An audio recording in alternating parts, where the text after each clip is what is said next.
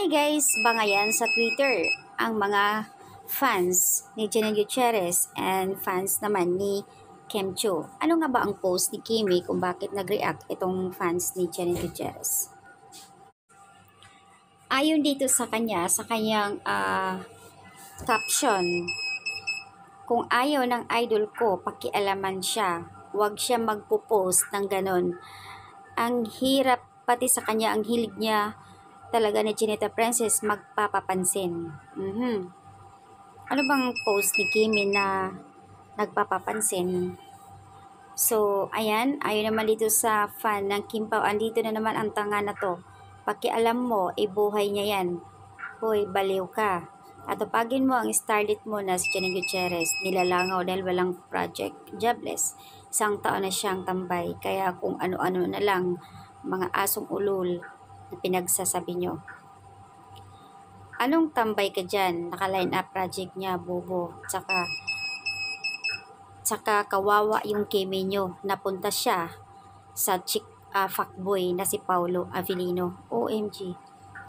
So ayan, nagbabangayan ang mga fan ni Janine Gutierrez and Kim Chiu dahil lang daw sa post ni Kimi na something nagpapapansin. Ano bang post ni Kimi na bakit nag-react sila? Yan lang naman mga post ni Kimi, yung kanyang mga ganap sa Showtime. Ba? Tanong dito, inggit? Baka idol mo inggit kasi ang saya ngayon ni Janine Gutierrez. Nasa tamang tao na siya. Idol mo nasa fuckboy na tao, Paolo Avellino. Baka nga nag-unfollow na yung idol mo at ate niya kasi ayaw nila si Paolo Avellino. Pero idol mo matigas ang ulo.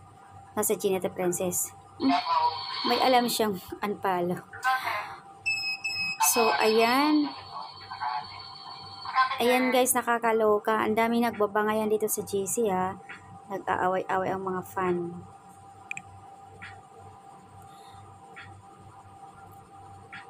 Until now, buhay pa rin to.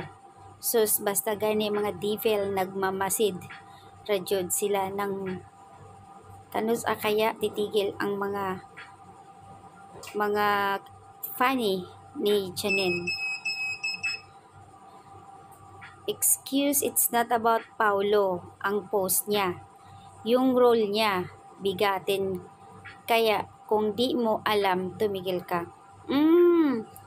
So, ibig sabihin, kung magpo-post si Kimi about kay Paolo, magre-react sila. So, may connection pa. Kala ko may Jericho na to, bakit kailangan pang magre-react sila? Diba? Ang sabi kasi, panay papansin nitong si Kimi sa post about kay Paolo. Diba?